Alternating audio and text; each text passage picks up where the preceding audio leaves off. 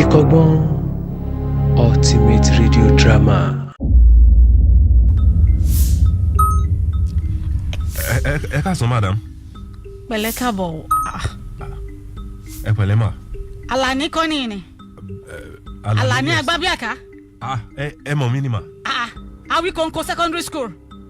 Yes. Ajeronke Sunshine ló wà níwájú ẹ̀. Wo dáadáa.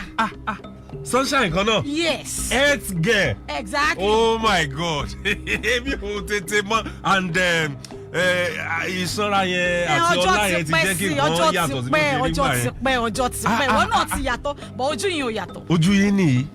Ta ló ní ẹ àlàyé bọ́ọ̀lẹ̀ bẹ́jẹ̀rẹ̀ Adérónkẹ́ ló wà níwájú ẹ kó bá mi sọ̀rọ̀. All right. Báwo dẹ̀ ni gbogbo nǹkan? Dáadáa ni. Torí the more tí mo ti rí fáìlì mo pé Alani Agbabiaka kò lè jẹ́ lómi ìwọ náà ni. Mo sọ fún secretary mi ẹni tó ń jálà níyì o. Bọ̀sójú mi wá yàtọ̀ sí ti gbà yẹn náà. Ojojú yìí ò yàtọ̀ ọdún ti chop up náà èké yẹn ti yọ sí and you are looking more handsome. Odo tún fine ju ti gbà yẹn lọ ti ná. Ọ̀gá dáadáa mo ń bá secretary yẹn sọ̀rọ̀ látọjọ́ in fact àbá bíi 10 la wà níta tí àjọ ń bid fún contract. Wọ́n ti 10 lọ streamline yín sórí 10 yẹn. So bó ṣe wá ṣáà ní kí n dúró kán ra àwọn èèyàn tó kù tán. Ọ̀gá fẹ́ rí mi mo ṣáà wò pé kí ni nǹkan tí ó ń ṣẹlẹ̀ ìyẹn ló jẹ́ kí n jókòó síbẹ̀ ìyẹn ni pé gúnmọ́ ni èèyàn ọmọdé mọ́ tí mo Alani lélẹ̀ kì í ṣe lómi. Àrókì ṣáà. Èmi nìyẹn ẹyẹ méjì ò kì í dáṣà. Báwo ojú ẹ̀ rè. Ọ̀gá gan-an ni ìlú ni Alani lani. Ọ̀gá inú mi dùn pé ìyàwó ẹ yẹn ń kọ́. Àbẹ̀kẹ́ wà. Mo kàn sọ fún pé mo ṣàfẹ́ sáré wá kí n nọṣẹ́ contract náà. Kò sí wàhálà àwa la wà mẹ́ kò sí ní tó fi ń ṣe. Inú mi dùn láti tún rí ẹ padà. Inú tèmi gan náà dùn láti rí ẹ. In fact tó bá gẹṣẹ́ nú mi lọ́sàn-án yìí kò lè kọsẹ̀. Alani ń wájú mi Agbabiaka tí ò pé méjì. Ó ga o bó Alani ò ṣe yẹ o. Kí ni mo dẹ̀ ṣe? Adẹ̀ ṣì ń tú ọ̀rọ̀ yẹn à ń tò fẹ́rẹ́ mórí tó ti ta mọ́mọ́ Àbẹ̀kẹ́ yẹn kí ló dé kí ló lè tó yẹn ó tiẹ̀ ní sùúrù rárá. Ojú ẹ̀ lé ń gbà yẹn. Ojú wo ló lè tójú bá lè wò dẹ̀ lè ní sùúrù kó rọ̀. Odidi ọdún kan àtàwọn ṣó wá ló pọ̀ fi ń jù bá ẹ sọ̀rọ̀ ni ìfẹ́. ṣó ti pọ̀ jù ni àbó ti kéré jù. Wo bẹ̀ o ṣáà wàá sọ fún mi pé o kúrò sí ní class mi. Bẹ́ẹ̀ yóò bá sí class yẹn then you level up to our class but gbogbo yẹn náà by the way ni a ti wà ní class ara wa báyìí sí kò sí tó fi ń ṣe èèyàn. So o rò pé yẹn tún lè continue láti bí. Alani sórí contract yìí it's all yours. I'm telling you. Ọlọ́run ẹlẹ́dàá mi mo dúpẹ́ o. This contract is all yours. Ọlọ́run ò ṣe o ẹlẹ́dàá àwọn òbí mi ò ṣe o. Ìwọ ló ní. So èmi. Mi pé mi lè rà Alani Agbabiaka kí fáìlì ẹ̀ wà níwájú mi kí wọ́n lẹ́lòmíì ní máa gbé fún fábàdà. Mi ò lè gbàgbé oore yìí láyé gbogbo ohun tó bá ní kí n fi san oore ilé mo ṣe tán láti fi san. kò tiẹ̀ lè tó yẹn kò lè tó yẹn. Ó tiẹ̀ ti dáa thank you so much. Àwọn tó gbaṣẹ́ ìtẹ́lẹ̀ ó dàbí pé the last month afọ́níṣẹ́ yìí ní last year was telling me that we are profit òun lórí ẹ̀ as in the whole budget is like 80 million fún ṣẹ́yìn and ìgbà tó dẹ̀ ṣe tán tó execute ẹ̀ tó ṣe gbé tó ṣe everything I think he has a profit of like 25 million. 25 million yes but with you now màá mọ gbogbo bá a ṣe máa yàdá àtọ̀ bí àtàkétì tá a tún bá ẹ ṣáṣáṣá títí ẹ you should have nothing less than 40 million lórí contract yẹn. You don't mean it. For real nothing less than 40 million Alani is all yours. Ṣé mo dúpẹ́ o. It's all yours. It's all yours. Ìwọ náà ò ní nìkan ṣáyé o.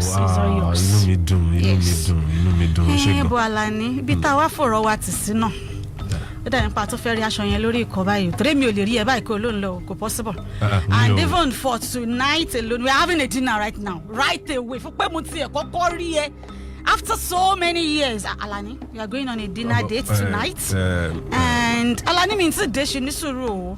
And after that dinner date, you'll be with me for the next 2 weeks. We have to roll, bring back the old memory. And a lot of things láti gist ń pa now. Gbogbo àwọn ọ̀rẹ́ wa báyé ṣe lọ, bíṣẹ́ ṣe lọ, gbogbo ẹ ṣe mú. Ṣé ìwọ tí ẹ miss Adérónkẹ́ Sunshine? After how many years? Seeing you, I'm so happy now. Ìwọ ni ìfẹ́ àkọ́kọ́ mi. Exactly. So mo dẹ̀ mọ̀ pé kí ló jẹ́ pé. Ìwọ ló jẹ́ kó fẹ̀gbẹ́ wọn gan-an. Kò fẹ̀gbẹ́ kankan wọn, ó ti dúró ń sìn, ó ti stand. In fact, ó dúró tán lọ́wọ́ tó wà yìí. Pẹ̀lú contract yìí o, Alani gbàgbé. ó ti dúró tán. ṣùgbọ́n nǹkan kan wà tó le díẹ̀ níbi nǹkan tó sọ yẹn ọ̀sẹ̀ méjì tó sọ yẹn mi ò dágbére nílé pé mi ní délé ni then mi ò fi anything sílẹ̀ fún ìyá àtọmọ o get so mi kàn wá lè jókòó sí ibi kí n fi wọ́n sílẹ̀ sọ yẹn kí mi dẹ̀ wá wà níbí báyìí. Alani ọlọ́rọ̀ lè wúwo títí káfọ̀bẹ̀ bò olórí ilé ẹ̀ ló pera ẹ̀ so pé wọ́n lé pé fine o project tó wà o contract and everything it's gonna take you 2 weeks so tó bá jẹ́ tówó fún mi like hand details ẹ jẹ́ kí n send one MC ẹ kó send kó yanjú ìyàwó àtọmọ and everybody. 1 million yes just no ta ló ń bẹ sọ̀rọ̀ 1 million kobo 1 million naira so able to settle them at home they will be fine and non lówó ni kẹ̀kẹ́ ẹ̀yìn rere so kí ló tún fẹ́ ṣẹlẹ̀ the moment they are okay and fine wọ́n náà dẹ̀ wà okay and fine ibi tí wọ́n náà wà. àwọn wo làwọn tó bí mi ṣoore fún tí wọ́n ṣe àdúrà tinútinú fún wọn tí mo wá ń jèrè ẹ̀ lásìkò yìí. ìwọ náà kì í ṣe ọmọ bí Àlàní ọmọ dáadáa ni ẹ Àlàní ẹ ṣe ènìyàn kì í ṣàlàmú nìkan Àlàní èèyàn tó bá rí olóore tó bá wá fojú ẹ̀ gúngi á jẹ́ pé ká ní gbogbo ibi tó bá pé ká máa lọ ká máa lọ báyìí. o ti ẹ̀ létò yẹn just 2 weeks. ká máa lọ báyìí kò sí kò wá lórí bí Àbẹ̀kẹ́ ṣe rí yẹn. the contract will be yours and wọ́n lọ bá wọn lé padà ọ̀sẹ̀ méjì péré ni kò lè tó yẹn. lẹ́yìn ọ̀sẹ̀ méjì pé wọ́n lé then fún mi ní account ẹ̀ kí kò sí wàhálà. a máa sign contract yìí mo dẹ̀ lọ ń bẹ̀rẹ̀ iṣẹ́ nìyẹn. it's all yours. kò sí wàhálà. Adérónkẹ́ ló ń bá ìsọ̀rọ̀ náà. àmúṣe mo jẹ́rìí ẹ̀ dáadáa. kò tí ẹ̀ sí tí mo bá Bẹ̀kẹ́ sọ tí ó jà mí yàn tí má yẹ sọ pé lórí ọ̀rọ̀ tí ó mọ̀ owó wáyé. contract 80 million bí mo lè lọ ọdún kan kówó sámọ̀ ro lákàntì ẹ̀ olówó tó ní iye àbùkù kan èlò lówó kí ló fẹ́ ná kí ló fẹ́ jẹ kí ló fẹ́ mu we are starting with a dinner date tonight. but wá dúró látọjọ́ yìí èmi ló ń wò ẹ́ sìn ilékún ọmọ mẹ́rin ni Àbẹ̀kẹ́ ti fi sílẹ̀ lẹ́yìn ibo wa lèmi rẹ̀ ó máa wà ńgbà tọkọ rẹ̀ máa wà lé ọkọ ńkọ́. Àlàní fọ̀rọ̀ kọlẹ̀ ìyẹn by the way nìyẹn ọ̀pọ̀lọ́ ní tabadé bíi èrò káfó so gbàgbé yẹn èmi àti ẹ láwọn bọ́ọ̀dù ń sìn so fi yẹn lẹ̀ for the next 2 weeks sunshine àtàlàní so kò sọ̀rọ̀. zuwala o ṣe gan inú mi dùn wa àṣé ilé mi ni mo wá látọjọ́ exactly ilé ẹ̀ ló wà o ilé ẹ̀ ló wà o ilé ẹ̀ ló wà o. Thank you so much. Mo appreciate eléyìí. Eléyìí kiri kí n dúpẹ́ ara ẹni. O ṣé mo dúpẹ́.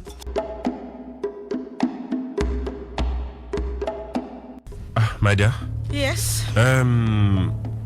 Mo kàn ń fi pé àmàlà wù mí jẹ mo dẹ̀ mọ̀ pé ó ní ẹ̀gúsí sínú freezer yẹn. Ìjọba mi ṣe àmàlà díẹ̀ kí n jẹ yẹn kí n tó.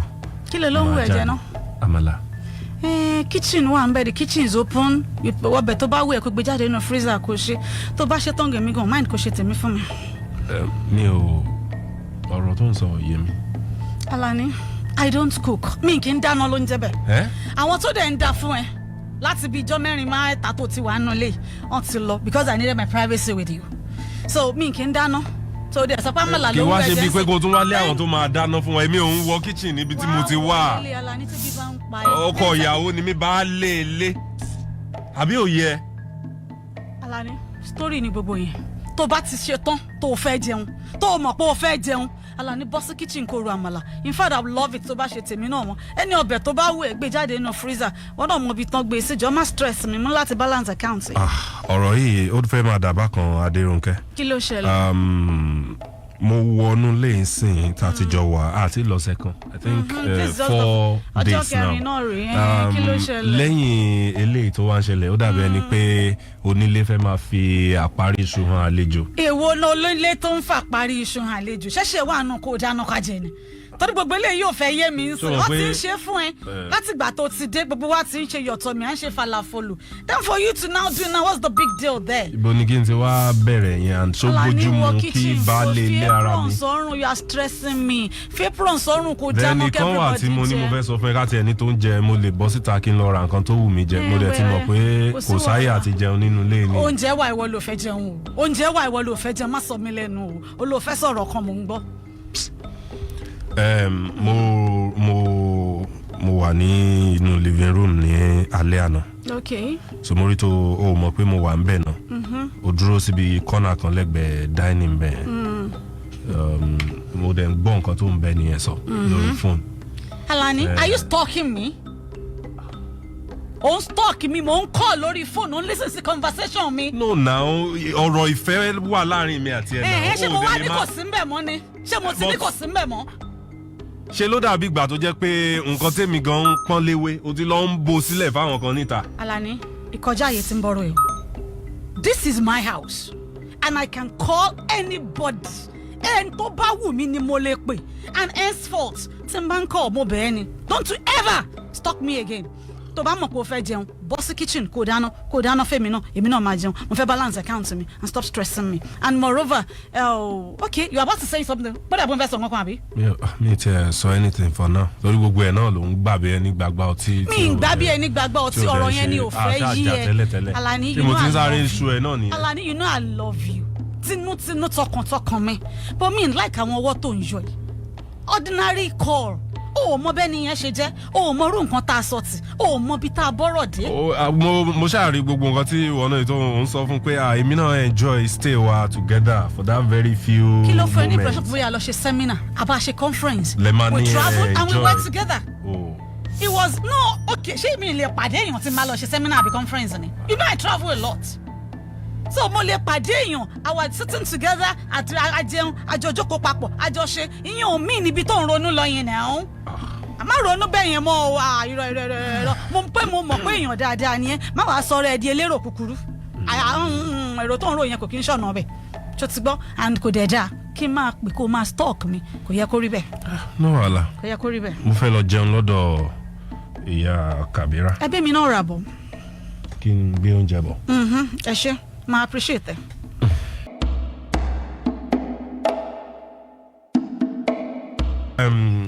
Jẹ́ ká tètè máa lọ.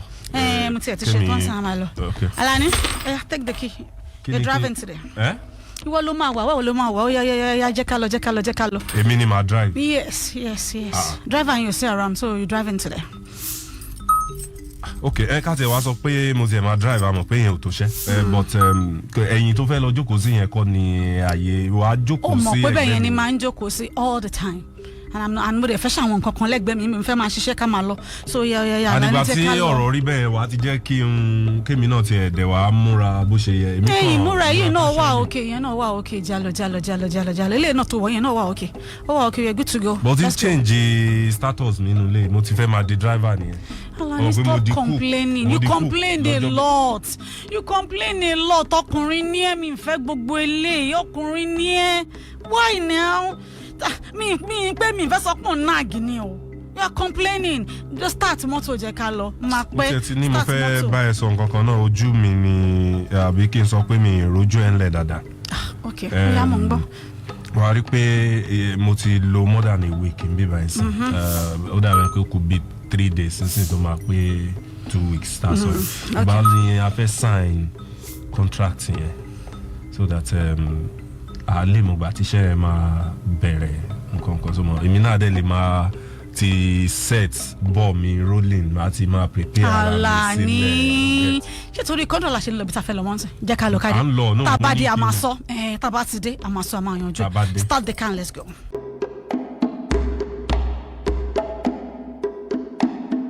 Hello? Àbẹ̀kẹ́? A kú ọjọ́ mẹ́ta báwo dẹ̀ làwọn ọmọ? Ṣé Jíbọ́lá jíṣẹ́ mi fún ẹ? Torí mi mọ nǹkan tó ṣe báǹkì tó ń lò yẹn. Mo ṣe ń ṣe transfer owó síbẹ̀, ó kàn ń dá padà ni. So mo kàn wá rò pé àmọ́ màá tiẹ̀ ṣe ní àkáǹtì ti Jíbọ́lá ni mo fi ṣe transfer síbẹ̀. Mo ti ṣe yẹn. Kí ló sọ? Network yẹn ń break.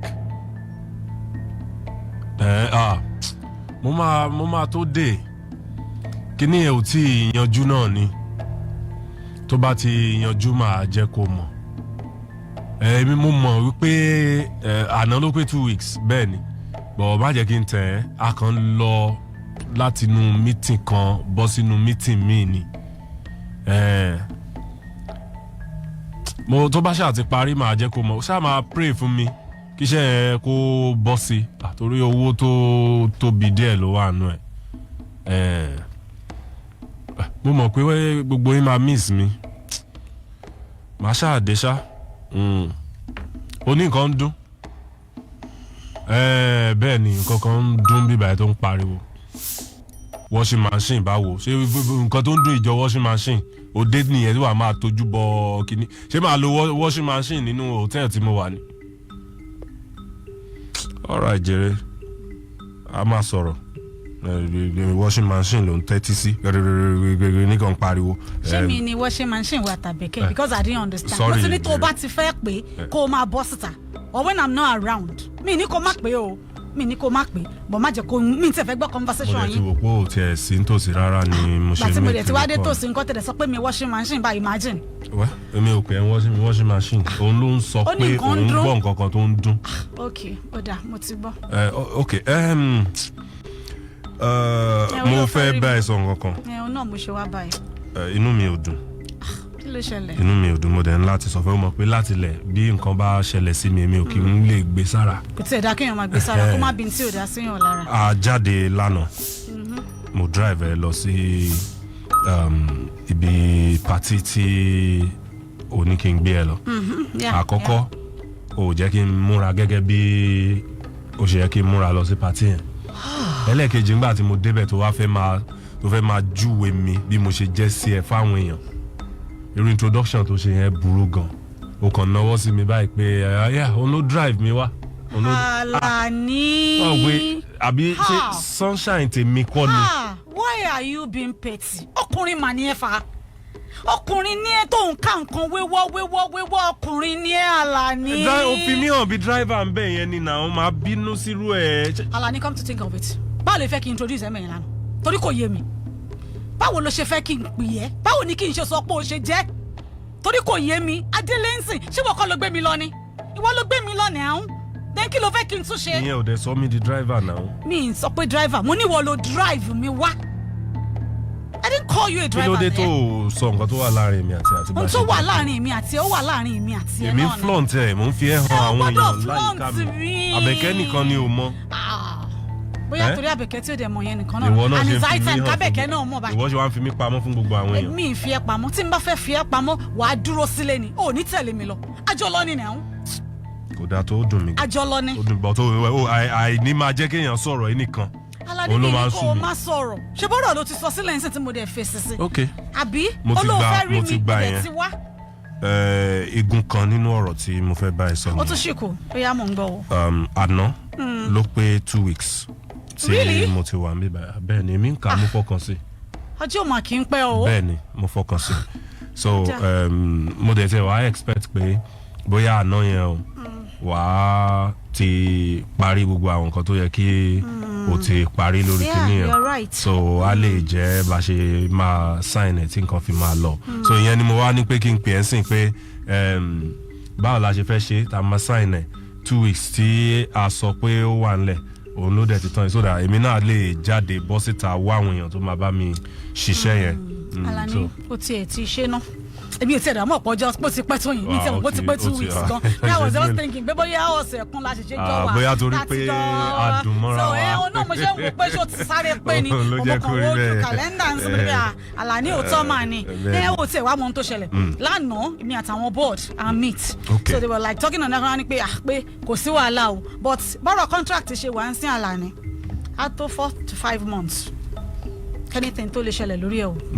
Four tó lè sign ẹ̀ 4 to 5 months ṣebí November la wà yìí let's say December January February then March before kí March tó parí ó yẹ kán lè bá wa yanjú everything because ọ̀tọ̀ ní tó tún sọ ní board meeting lánàá so and tó dẹ̀ mọ̀ èmi ní kọ́kọ́ ní eégún tó ń jáde kẹ́ wọ́n bẹ̀ so àpọ̀ tájọ́ máa forí korí láti get everything. a jẹ́ pé bóyá kémi máa kí n máa lọ lé náà. o lè tí ì lọ lé Alani kí ló ṣẹlẹ̀ pé wọ́n ń lé kọ́sán tán bá fẹ́ fún ẹ ká yanjú ẹ̀ náà pé wọ́n ń lé ṣé bó ti pè lẹ́ẹ̀kan ó dẹ̀ ní kó ní sùúrù. mo máa wà níbi 6 months. Alani ò ní ìdè you know I love you you know I want you and I want you by my side all the time bó ṣe wà pẹ̀lú mi yẹn inú mi ń dùn ọkàn mi ń balẹ̀ mo dẹ̀ fẹ́ bẹ́ẹ̀ so ó jẹ́ ti ní sùúrù àwọn bọ́ọ̀dù ni ìwọ náà mọ̀ pé bọ́ọ̀dù ni kò kì í ṣẹjọ́ mi so with time and mo ṣì máa tún tẹpẹlẹ mọ́ I will work more on them mo lè má tó 4 months yẹn mọ́ ná but before pé ọdún yìí ṣì máa lọ ná so kò sí nǹkan tá a fẹ́ ṣe sí bóyá títí January o mo tún ti lè work on January but this December Alani àjọlẹ̀pọ̀ ni o. kókó nǹkan tí òun sọ ń sìn ni pé mi lè fi ẹ́ sílẹ̀ lọ sẹ́nu wẹ̀. ọmọ ni ò lè fi mí lẹ̀ ṣó fẹ́ gbé mi dàgbà mi o pé àgbà mi ò kún sí kó wá padà lẹ́yìn mi ni kí ló ṣẹlẹ̀. gbọ́ mi kọ́ pé torí contract yẹn ni mo ṣe wà ń bí. wọn ò dẹ̀ ní ké mọ́ onígbẹ̀gbẹ̀ pé kó gbé tọ̀ fún ẹ̀mí. nǹkan tó ń bẹ lọ́kàn mi lọ́rọ̀ contract yẹn Adérónkẹ́ jẹ́ ká yanjú contract lénìí. contract yẹn náà ṣì wà ń bẹ kò sí nǹkan kan tó ṣe is still yours kò sẹ́ni kankan tó máa execute contract yìí lẹ́yìn Àlàní Agbábíàká àtẹ̀mí nìkan òun ló ní. mo ń lọlé. Àlàní ò lè lọ ò lè lọ ò lè lọ sẹ́ Àlàní ò lè lọ we are in this together ò lè lọ. mi ò ń lọ sílé. lè lọ. mi ò wojú ẹ yẹn mọ́ o wá rí pé látàná ni mi ò ti wojú ẹ mọ́. dandan kọ́ ni kò wojú ibi tán bá ṣe géètì fún ẹni security ò lè jẹ́ kó jáde là ní wọlé lọ sùn. wọ́n lè ṣe kí ni. àní wọlé kó lọ sùn. mo máa pariwo pé àwọn èèyàn mi ṣé mi ò nígbà tí ì ṣe pé bóyá àwọn ò ráyé wá mo láwọn èèyàn mi nìkan kọ́ mo dáyé wá náà. party for two òun la máa ṣe lálẹ́ òní sí Àlàní fi rẹ̀ lọ́kàn balẹ̀ ọ̀pọ̀ èèyàn máa gbé ẹja omi yẹn wá barakuda wọ́n máa gbé fún wa wá lálẹ́ òní sí Àlàní fi rẹ̀ lọ́kàn balẹ̀. mi ò jẹ nǹkan kan mọ́ nínú ilé yìí no tí o bá ti sí kọ́ńtráàtì Adérónkẹ́ wọ́n á mọ̀ pé o ra ajá kan sínú ilé yìí tí gbogbo ará àdúgbò yóò fi ní sùn ó ti yẹ mo máa pariwo sétí àwọn èèyàn mi. ó sọ kankan tó bà mí lẹ́rù sí pé wọn ò ní ṣí gate fún mi. ó lè lọ sẹ́nu ẹ̀sẹ̀ àjọ sórí pé mi sọ fún ẹ lágbàtà ní àárọ̀ àbí ní bíi 2 weeks ago yẹn pé awọ ẹrú kan èmi rẹ̀ là ń lọ kò sí nǹkan kan tó máa yà wá ìfẹ́ ilé ìfẹ́ ẹyẹlé ni ìfẹ́ wa máa dalẹ̀ Àlàní. ẹ̀yin ọmọ ìyá mi téèyàn bá ti padà jìn sọ́fìn kó nawọ́ sókè káwọn èèyàn orí kí wọ́n lè fa ọwọ́ yẹn síta ó dàbẹ̀ pé Adérónkẹ́ tí mo mọ̀ ń gbà yẹn kọ́ lélẹ̀. ó náà sì ni kò yí padà. kò dẹ̀ jọ pé ìrànlọ́wọ́ kankan bẹ níbí. àníwọ̀ ló ní kọ́. ṣe fún mi nímọ̀ ṣé sì faradà ṣé kọ́ńtráàtì wà ń bí ṣá. ó ní sùúrù ó wà ní sùúrù. ṣé kọ́ńtráàtì yẹn wà ń bí ṣá. tó yẹ kó o lè máa ṣe irú eléyìí fún mi. èmi àti ẹ la lọ̀rọ̀ contract àjọ sọ. mo ló máa gbàṣẹ ìwọ náà ló ní. ẹ jọ máa ìmọ̀ràn ni mo fẹ́ kẹ́ fún mi gbogbo eléyìí tẹ̀ ń sọ yẹn kò wọlé. Feyi Kogbon Ultimate Radio Drama.